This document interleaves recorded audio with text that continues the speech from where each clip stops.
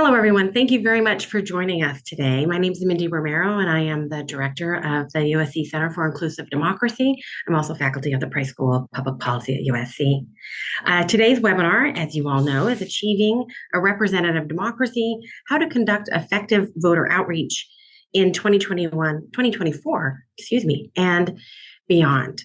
This webinar is the fifth in a series of 5 webinars that CID has put on over the last month and a half under the larger umbrella of voter turnout and outreach efforts in California. If you've joined us for any of those, you know that those have all been very data intensive. Me presenting new CID research each week relevant to voter outreach efforts in California, or understanding populations, their voting behavior, their level of awareness for information that's important to the voting process, their preferences, and their perspectives. All of that information, all of those reports that the webinars covered are available now on our website. I've already put in the chat links to all 4 of those research reports. I won't be covering any of that today. And if you are interested, not in just hopefully sharing the research reports, but viewing any of the videos or any of the webinars that you've missed previously, they are slowly being added to our website as they come available. So you can view the recordings, you can share the recordings, and of course today's webinar is recorded and will also be available soon for sharing purposes or rewatching purposes. So again, look at the chat, and in a little while, for those of you that may have just joined and missed it, I'll refresh the chat and add those links in again. So we're going to go ahead and start. We've got just an esteemed panel here today of experts from around California in different positions, different perspectives, all deeply respected in terms of their knowledge and understanding of the field, the landscape of voter outreach efforts in California, and what works and what's important, particularly in achieving a representative democracy. And of course, for today, we're really focused in on a representative electorate, voting electorate, as that will be most of our conversation. I'm going to ask my panelists to go ahead and start or turn on their videos as I introduce them and we start the conversation. Great, thank you. All right, so first, introductions. Now, I'm going to make these brief because we just have 45 minutes. All of our webinars in the series are 45 minutes, short and sweet. Again, links have been sent out right through the registration process, but also in the chat, we have links to everybody's bios, and we invite you to read more about all of our panelists if you're not already familiar with them. So in random order here, Kevin Cosney is the co-founder and associate director of the California Black Power Network. Kevin, thank you very much for joining us. Melissa Romero, Senior Legislative Affairs Manager from the California Environmental Voters. Thank you, Melissa, very much for joining us today. Kim Alexander, President of the California Voter Foundation. Kim, thank you. And last but not least, Tommy Gong, Deputy Clerk Recorder from Contra Costa County. Thank you very much, Tommy, for joining us, or Deputy Clerk Recorder for joining us. All right, so as I said, we're going to jump right in here now with our conversation. I'm really looking forward to it. So we're talking about achieving a representative democracy, representative electorate. But first, we've got to tackle the question of why it's important. Why is a representative voting electorate important? What are the barriers to achieving this? And I'll ask Melissa and Kim in that order to start us off and answer that question. Melissa. Okay, it's a big question, but I love it because the reason why it's important to have a representative voting electorate is because of historically the electorate has skewed older and whiter, and we see how that undeniably kind of plays out in policymaking and investment decisions. Communities of color have been disinvested and underinvested in for many decades and centuries, and it's not by accident. And so it really is about how do we proactively address what was historically an intentional decision by taking steps to undo some of what that has resulted in. And so over the course of history, what racist policies and, exclusionary policies and disenfranchisement of people has led to is people not being represented in the electorate at the same levels as older and whiter people in the state and in the country. And like I said, that is over the course of history, that was by design, but we are at a different time and we get to decide now that we're going to take active steps to change that. And it's not the fault of the people who are not voting that they are not voting and not being represented in our democracy. And really, it's because we need the interests of all types of people, of working people, of renters, of students, and really, every life situation you can imagine represented in our electorate, in our democracy. And of course, some of the barriers to achieving this is we do have a problem with money in politics, which I think also plays into some of the social reasons as to why people have a distrust in government, have a distrust in whether or not the candidate they're voting for is truly going to do right by their community. And that money in politics issue is a really big one.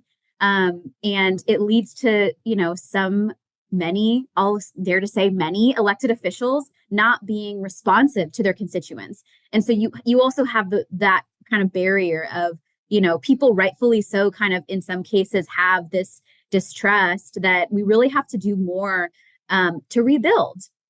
So, some examples of like really obvious money in politics issues that have led people to, feel kind of skeptical is, look at big oil's influence on climate policy. Look at big tobacco's influence on, historically the laws that have tried to regulate that industry. Look at, big business overall, corporate agriculture. There are so many things that we know we have to do to make people's lives better, to protect people's health. But yet we still have that influence in politics, but by, big moneyed interests. And I see that as a really clear barrier, as well as the social reasons. Thank you very much, Melissa. Kim?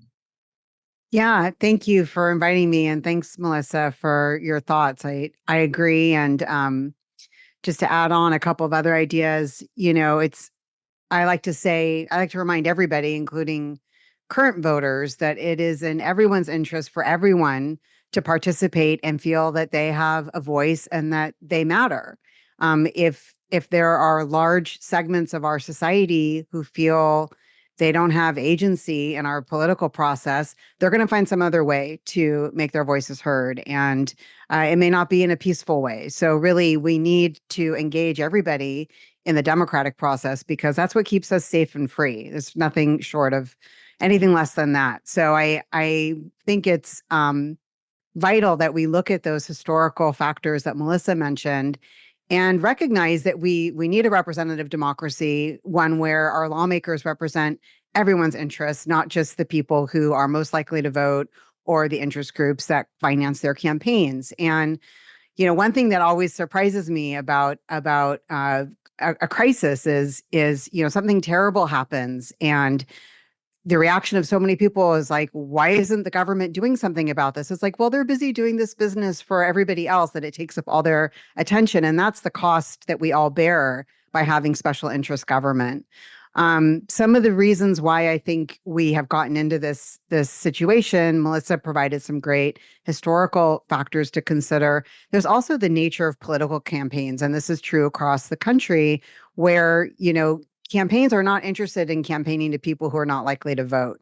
So you get into this vicious cycle. I literally receive pounds of mail during primary elections, and there's other people that don't receive a single piece of mail at all. So I think that we have to realize that we have this, not only do we have this privately financed political process that's funded by special interests, but the campaigns and their consultants get to decide who gets informed. And they're not going to invest their precious dollars into people that they think aren't likely to vote.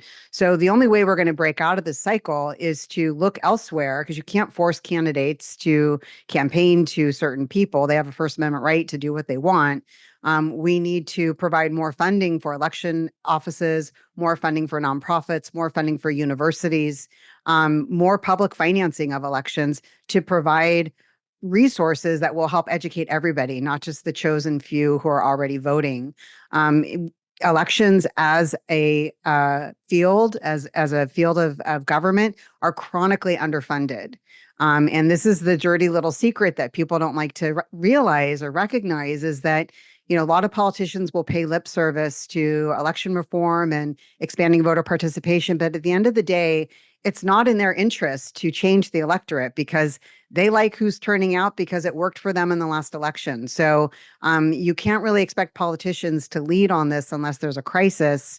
You need to make election reform, funding for elections, voter education, and outreach, these issues that a lot of people say they support. If it's going to be the kind of thing that they're going to trade their political chits on in the legislature when it comes to the budget process, it's going to take massive political pressure to make that happen, or an initiative, because I don't think that the way we currently structure our campaigns, it's going to break this cycle that we find ourselves in. Thank you, Kim, very much. And I should say, before I move on to the second question, I said that this is 45 minutes short and sweet, but I want to acknowledge what I think is obvious, that this conversation is an incredibly important one to be having, period, in many, many different forums, and could and should be much longer. But our webinar series is 45 minutes as we are trying to make each of the pieces in the larger puzzle digestible and also shareable, right? A recording that is shareable and people can learn from and hopefully promote further dialogue with. So just wanted to note that. Next question. So this is for Tommy and Kevin, and I'll ask you to take it in that order, please. From your perspectives, what are outreach methods that can work to engage, mobilize historically marginalized communities of color, young people, low-income communities? As we've heard today, we don't have a representative voting electorate. From your perspectives, what are the efforts that work? Tommy? Yes, Mindy, thank you for having me. Yes, thank you for having me. I need to echo exactly what Kim was saying in terms of the funding for outreach and education to marginalized communities. It's non-existent basically in the 58. We'd have to check, but I would dare say I think the vast majority of the counties do not have a budget for outreach and education. And it comes down to, the law, basically. When we're caught in the middle of a budget season, especially when things aren't going so well in the economy and all for counties across the state, the direction from our county administrators is going to be only budget for what is statutorily required for you to do to conduct the election. And there is nothing in statute that requires us to do outreach and education, for example.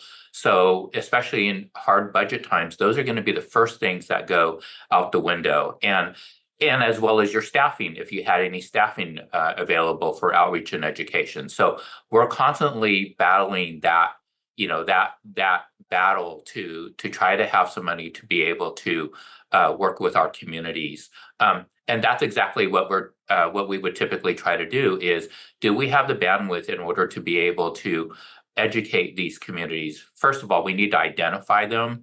And that's a whole other, study in that alone, which, Mindy, you're doing a great job of, I got to say, with your website and all of the 58 counties that you're tracking with the census and turnout and registration statistics material. But then partnering with community-based organizations, I think, can really help at least bridge the gap in order to work within those regions that we think needs help, with registration statistics as well as turnout. And I think in really trying to reach out and work through them, that we can really get the word out. And I have noticed that in the past, I know in Contra Costa here in 2020, when we were dealing with a pandemic, that there was a very extensive partnership with community-based organizations. We're aiming to do the same going into the November election. But again, it's that sustainability. Can we keep it going and keep building on it from election to election, and even during the off-election cycle, to engage these communities and really get them involved with, civic engagement? Thank you very much. Kevin? Absolutely. I'm going to piggyback off of what a lot of folks have said here today. I think the big key, right, to outreach methods and really engaging our communities is about, right, the outreach and education, right? Nothing beats face-to-face engagement, person-to-person engagement. So we know canvassing efforts, going door to door and having people in our communities talk to other people in our communities by far is the most effective way to get people engaged, to get people to understand what's happening, right? Phone banking, even peer-to-peer texting. You know, a lot of us young folks don't like to talk on the phone and get weird when it's person to person, but even at least like a direct conversation and communication with somebody will really move the needle, right? I think we have to kind of break out of what traditional campaigns will do, which is generally ignore a lot of communities, right? I think Kim and Melissa both talked about the cycles of disengagement, where if you're a low propensity voter, we're just going to skip over you, which just creates more low propensity voters, right? If this cycle I don't talk to you, then I look back at these election results and say who voted, who didn't. Well, the people that you didn't talk to probably didn't vote. And then next election, right, you're going to be looking back, well, who should we talk to? Who voted last time? The same people you talked to last time, right? So we have to break that cycle of disengagement, and we have to be engaging folks early and regularly, right? It's not enough to come in a few weeks out, a month out, and say, oh, hey, by the way, there's an election. All of a sudden you have our attention, right? Let's hit a few churches and then disappear, right? We have to have some longevity. We have to be really in conversation with folks year in, year out. And that's certainly maybe getting ahead of myself, but certainly some of what we do, right, is engage folks year in, year out, whether there's an election or not. The issues that are going on in our community are always worth talking about and worth engaging in. And certainly civic engagement, really, in my opinion, starts right on election day.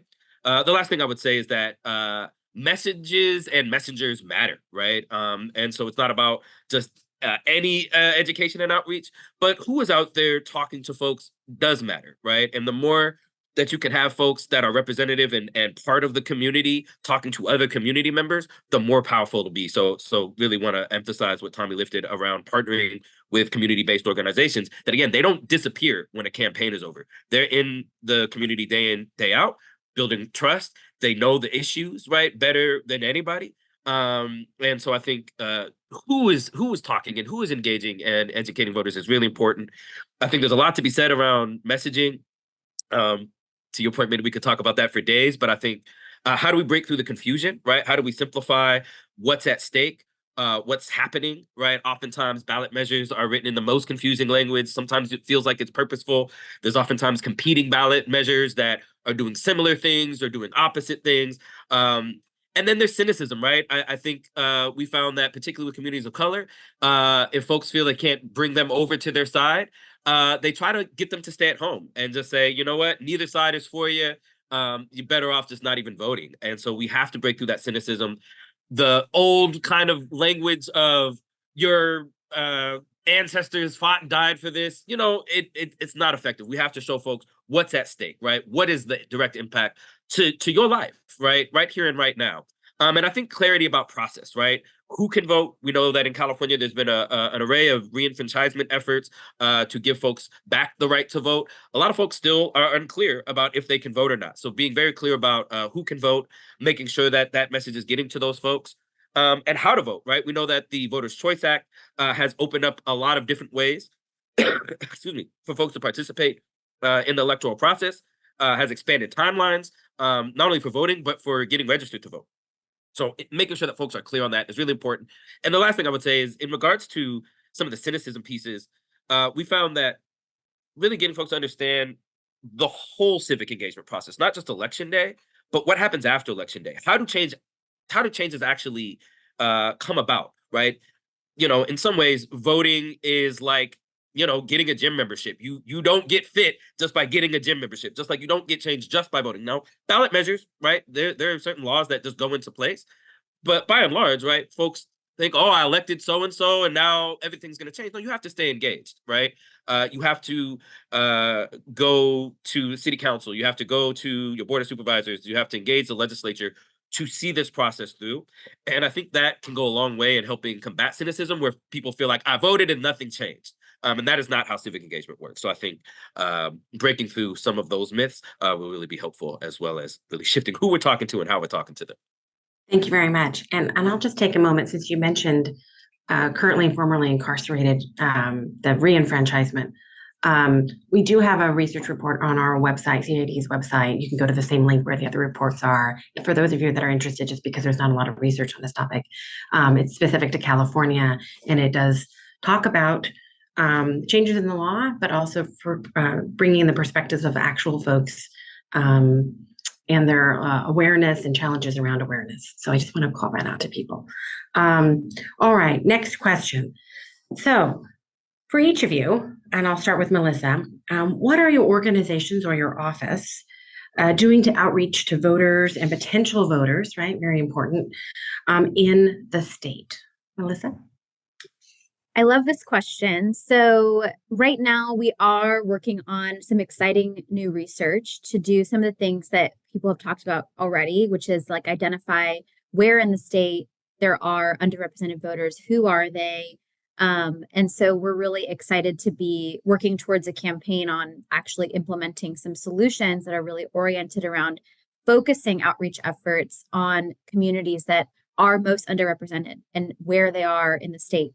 But as an organization, EnviroVoters does a lot of work in different regions of the state. So we have regional organizers in areas of the state that have historically been underrepresented and disinvested in.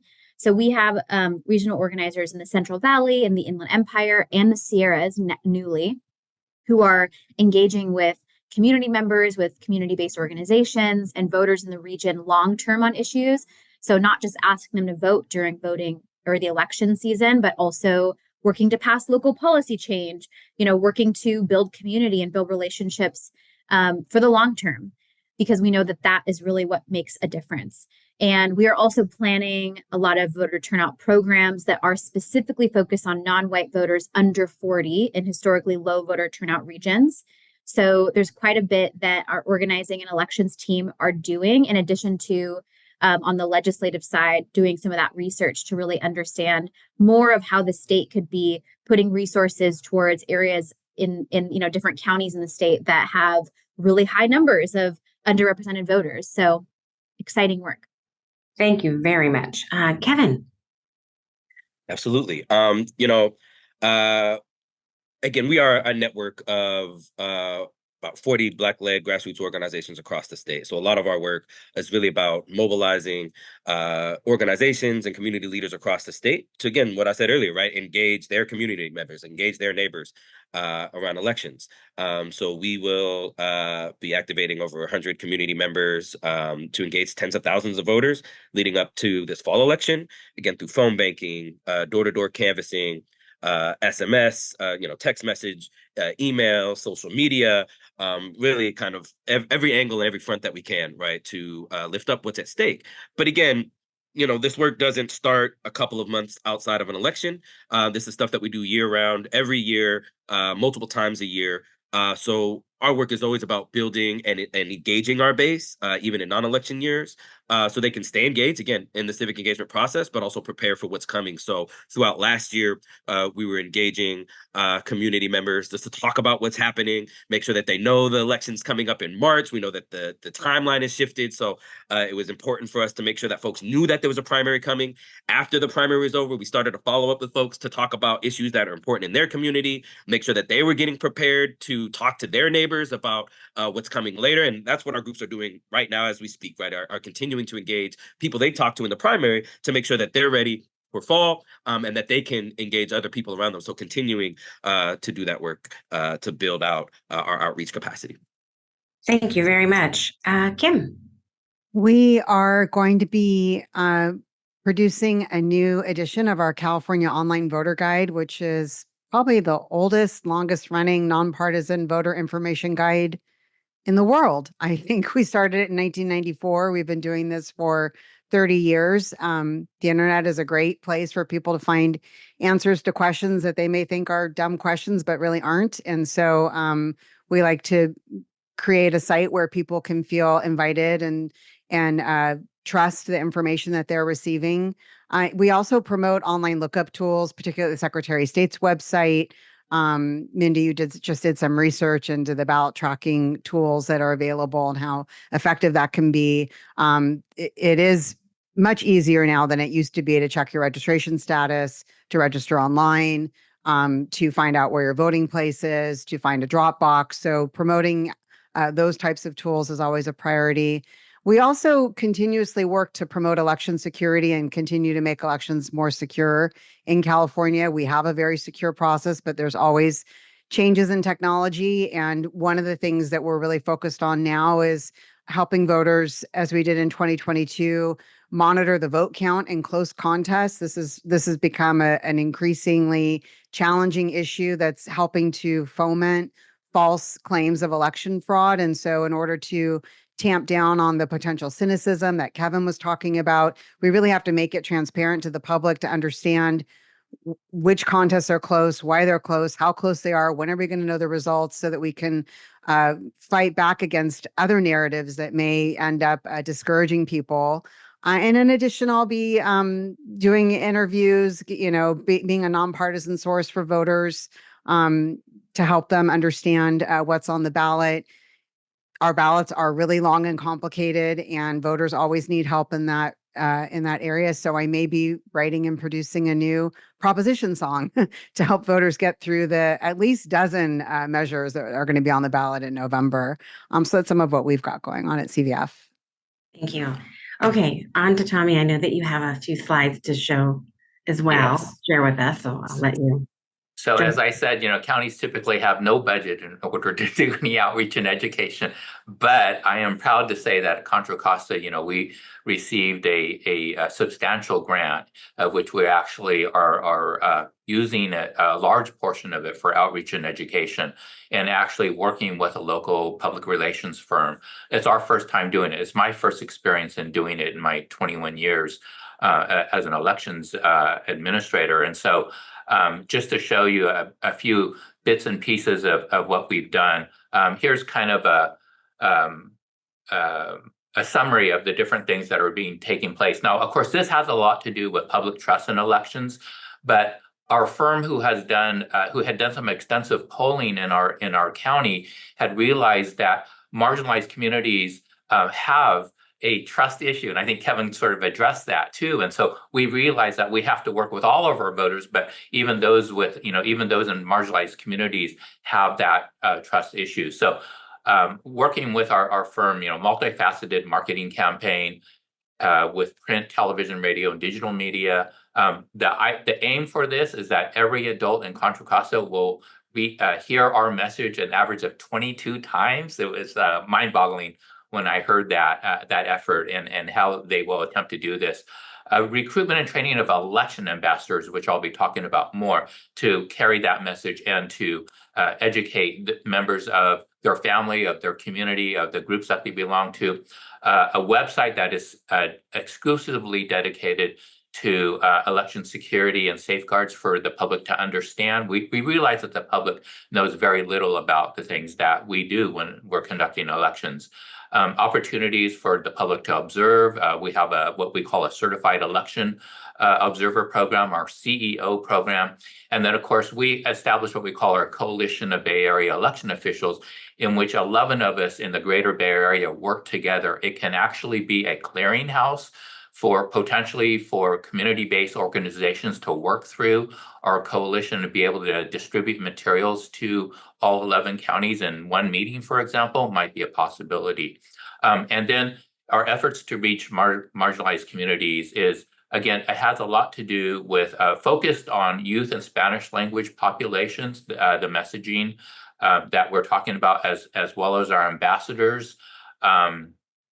Targeted advertising in the geographic regions, that our elections website is both in Spanish and Chinese. Those are our two required languages in Contra Costa. Of course, translation of our advertising, which I'll show a bit of, and just on and on and on. And so it's just something that we're really proud of, that we're able to get off the ground for this election. Here are some samples through some testing. These were some things that messaging that is going to go out very shortly, in about a week or less than a week, with messaging to our public. Now, these items will also be published in both Chinese and English. So, for example, let's see if I can get here.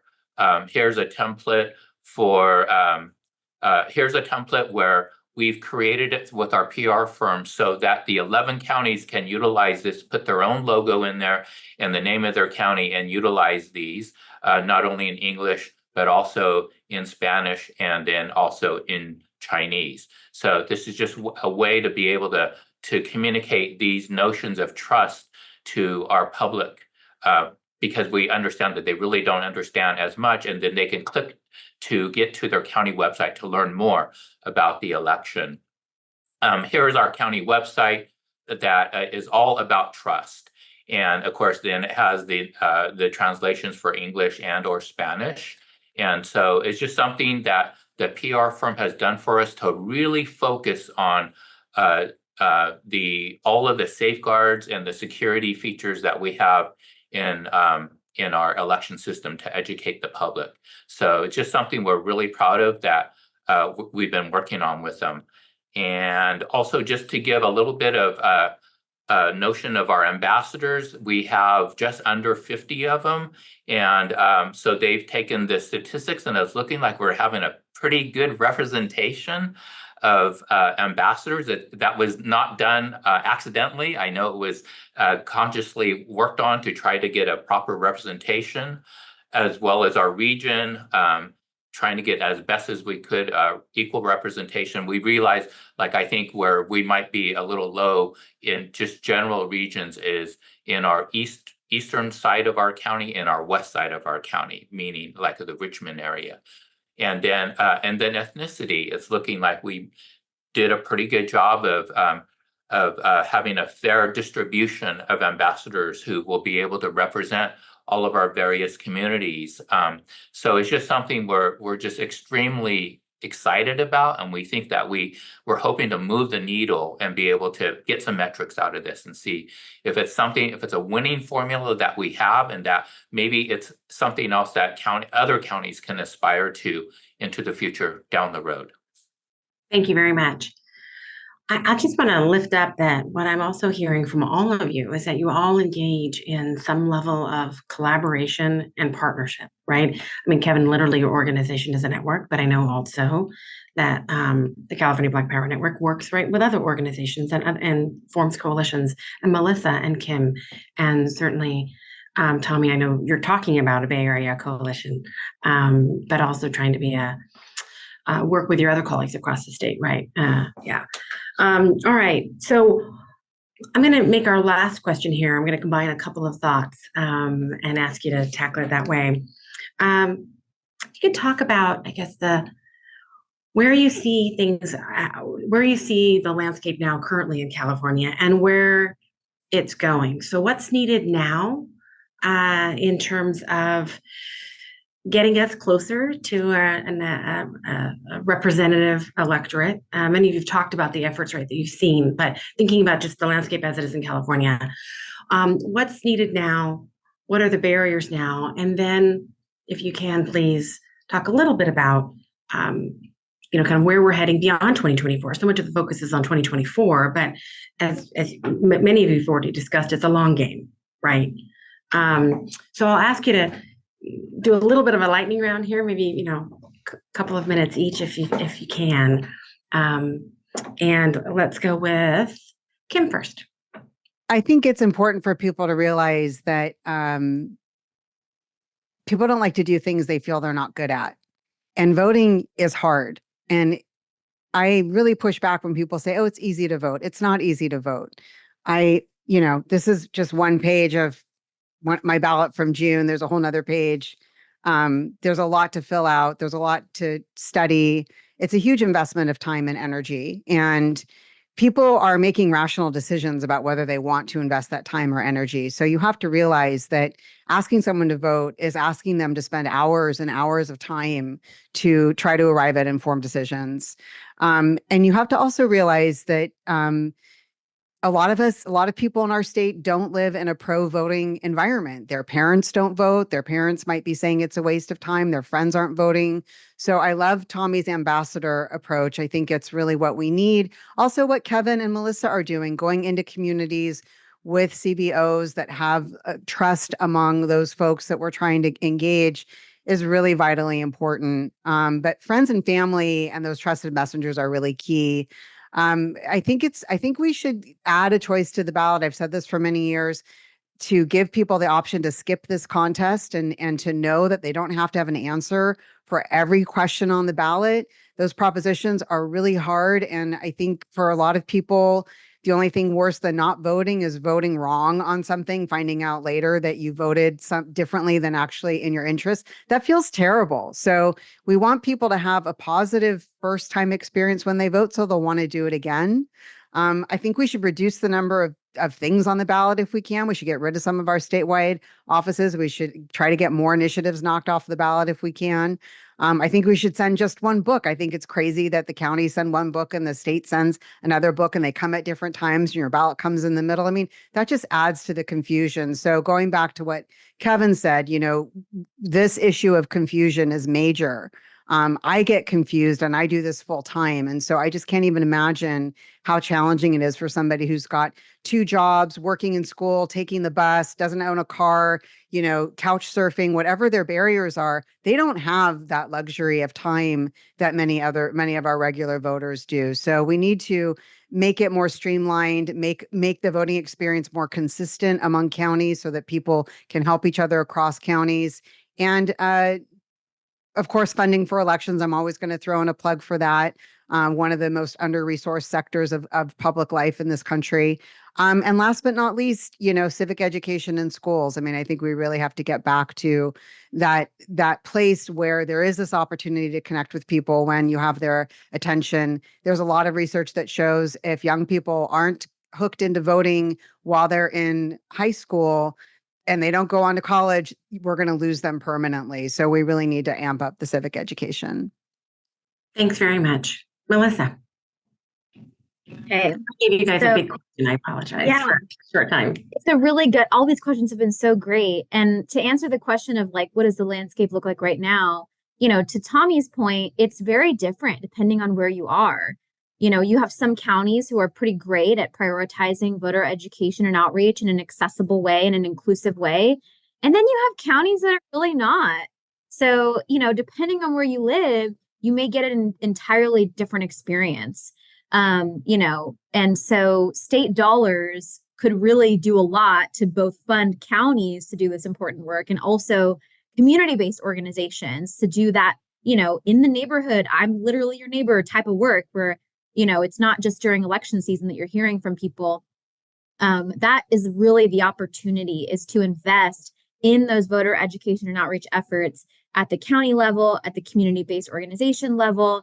And the big barrier to that is that we have a really volatile state budget. I mean, we're way up here, the super, a ton of money one year, and then, now we have a $50+ billion deficit. So that is really the challenge. But I can't think of anything more worthwhile to invest in than our democracy functioning and having people be represented. So, to me, it's not a hard case to make. But, to your point, Mindy, earlier, there are elected officials who don't really want to see things change in terms of who's in the electorate. So, it's a money thing and it's also that ideology thing. So that's, really in the long term, that's what we're pushing for at EnviroVoters. In coalition with a lot of other groups who feel the same, is to invest in voter education and outreach.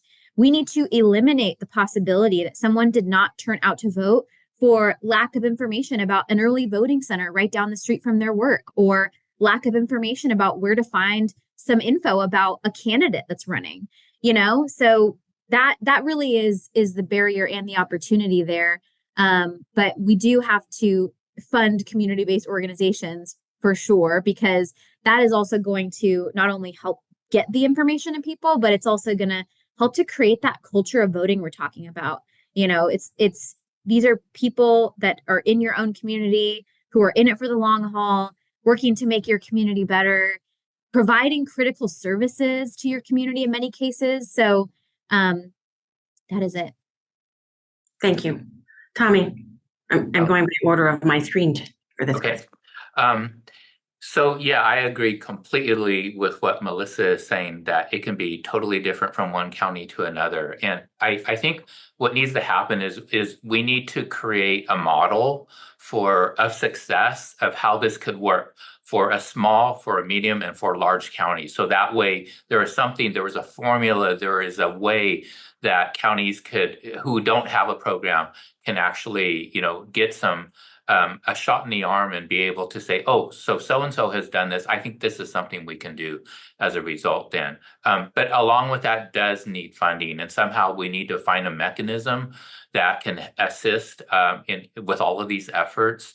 And if it be a legislation, legislatively, perhaps could be a way to do this, to identify, how you go about doing this.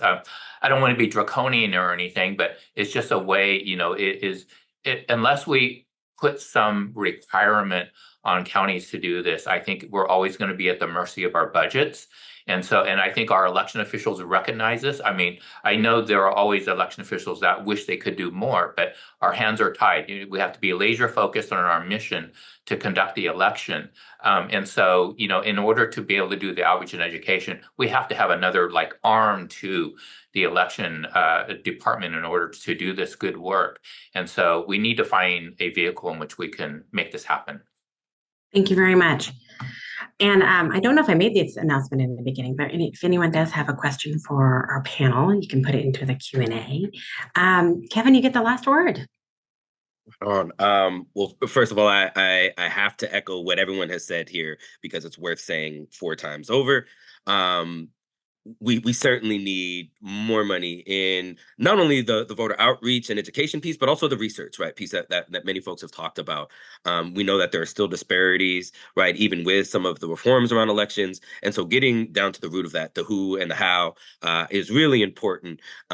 Mindy, as you mentioned earlier, right, California Black Power Network is part of the Million Voters Project, which is a coalition of coalitions who coordinate, again, year-round activities and engaging voters, making sure that we're aligned, making sure that we're not duplicating efforts. So investing in those types of efforts, building partnerships with those types of efforts are really crucial to maintaining that engagement and that understanding of what's happening. I think counter to that, right, and kind of to speak to the state of California's election cycle, it's been said again many times, right? There's not only a slew of ballot initiatives, but even more money that's getting thrown around, right? Year after year, cycle after cycle, I should say, we see tens of millions of dollars from big oil, big pharma, and other big corporations throwing money at ballot initiatives. And then again, seeing very little resources, right, for community-based organizations to engage in the community. So I think those are really important in both investing in community-based outreach and limiting, right, corporate influence and thinking about campaign finance reform, right? I think there's still efforts around reenfranchisement, right, to reinstate the right to vote for folks who are currently incarcerated. There was an effort, ACA 4, Free the Vote, that was working towards that. And there's still work to be done around some of the reenfranchisement efforts that have been passed to make sure that folks actually have mechanisms to vote in jails and make sure that folks are actually exercising and have access to those rights. I think there's things like SB 299, to really improve current automatic registration systems that would go a long way. And again, just removing barriers to even how you get registered.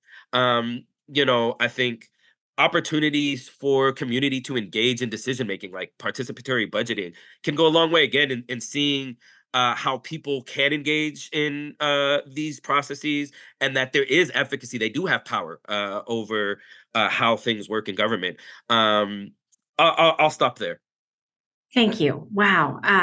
This has been a fantastic conversation. I really appreciate all of you coming today virtually to share your perspectives and your experience. Again, for those that are viewing this and aren't familiar, these are 4 very respected leaders in our state in this area. So I want to just lift up one last thing here.